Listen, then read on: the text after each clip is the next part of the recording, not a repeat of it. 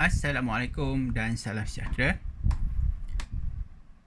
Kita masih lagi dalam tajuk penyerapan. Baik, untuk hari ini kita akan buat buku aktiviti muka surat 52. Sila tuliskan tarikh hari ini 22 September tahun 2021.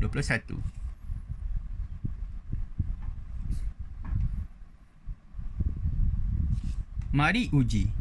Serap sedikit atau banyak? Okay, jadi kita nak tahu sama ada bahan, kita nak kaji bahan yang menyerap air yang sedikit dan yang mana lebih banyak. Antara alatan dan bahan yang digunakan dalam eksperimen ini. Yang pertama ialah bikar. Okay, ini ialah bikar. 3 silinder penyukat. Ini adalah silinder penyukat 1, 2 dan 3. Air berwarna. Okay, air berwarna ni tak kisah. Kamu boleh gunakan sama ada warna biru, warna merah, warna kuning ataupun warna oranye. Kain lap, kertas tisu, kapas muka. Okay, ini dipotong dalam sama saiz. Okay, dia punya besar dia sama. Penyepit. Okay, untuk kita keluarkan bahan yang kita gunakan ni. Dan juga corong tuas. Okay, ini ialah corong tuas. Okay, kita nak masukkan. Okay, supaya air tadi tidak melimpah atau tumpah. Bagaimanakah langkah-langkahnya? Okay. Langkah-langkah. 1. Rendamkan kain lap, kertas tisu dan kapas muka. Okay, rendam, masukkan tiga-tiga dalam bekas air berwarna ni. Okay, dalam bikar air berwarna ni, okay, masukkan kain lap, kita masukkan kertas tisu, okay, dan kapas muka. Selepas 20 saat, kira sampai 20, kemudian keluarkan ketiga-tiga objek tersebut. Okay, menggunakan penyepit. Okay, keluarkan. Tarik. Okay, gunakan penyepit, keluarkan. Kemudian perah air. Okay, picit tiga-tiga bahan ni. Kain lap, kertas tisu, kapas muka ke dalam silinder penyukat. Gunakan corong tuas ni tadi supaya air tidak keluar. Picit dia, perah dia, kemudian nanti air akan keluar. Bila keluar, kita dapat sukat. Kita dapat tengok yang mana yang serap lebih banyak air. Alatan apa? Bahan apa? Bahan apa yang serap lebih banyak air? Kain lap ke, kertas tisu ke, atau kapas muka. Jadi nombor 3, perhatikan paras air dan tandakan betul dalam jadual di bawah. Okay, lepas buat eksperimen ni, barulah dapat keputusannya. Okay, objek, kain lap, kertas tisu, kapas muka. Okay, tinggi, sederhana, rendah. Okay, jadi, bahan apa yang dapat tinggi? Okay, yang pertama, bila kita perah dia, okay, kita dapati, cikgu dapati, okay, bahawa kain lap ni, dia yang paling banyak serap. Jadi bila dia paling banyak serap, cikgu perah dia, air dia paling tinggi dalam silinder penyukat. Jadi kita tandakan tinggi. Lepas tu cikgu perah pula kertas tisu. Cikgu tengok dia dekat tengah-tengah. Okey, antara kain lap dan kapas muka.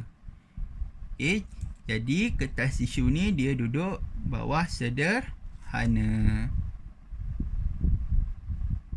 Okey, dan akhir sekali kapas muka. Kapas muka pula dia serap paling sedikit. Jadi air dia yang paling rendah sukatannya. Okey, jadi kita tanda dekat rendah.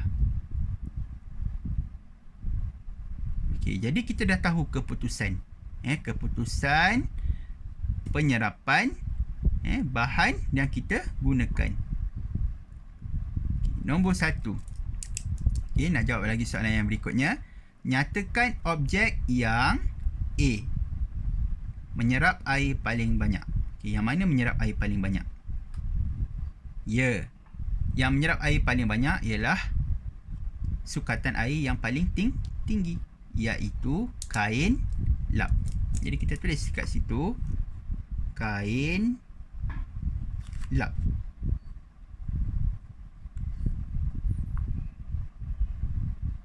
Okey. Baik. B. Menyerap air paling sedikit. Tadi yang paling banyak. Yang paling sedikit. Sukatannya yang paling rendah. Yang mana? Okey. Kapas muka. Ya. Yeah.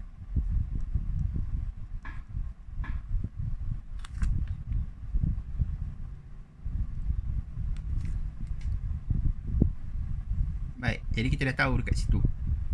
Baik. Nombor 2. Susunkan objek tersebut mengikut keupayaan menyerap air secara urutan menaik. Maksudnya, kita nak tahu, nak susun dia antara tiga-tiga objek ni ikut keupayaan menyerap air. Daripada rendah kepada tinggi. Secara menaik. Jadi yang mana yang paling rendah? Yang paling rendah ialah kapas muka. Jadi kita mulakan dulu dengan rendah. Kapas muka. Selepas yang paling rendah, kita dengan sederhana, iaitu kertas tisu.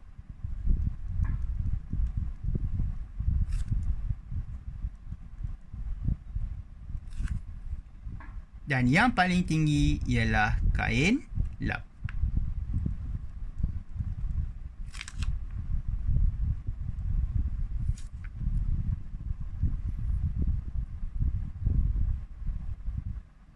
Okey, baik. Itu sahaja untuk pelajaran hari ini. Dan cikgu harap supaya kamu dapat menyelesaikan tugasan ini. Okey. Dan teruskan belajar.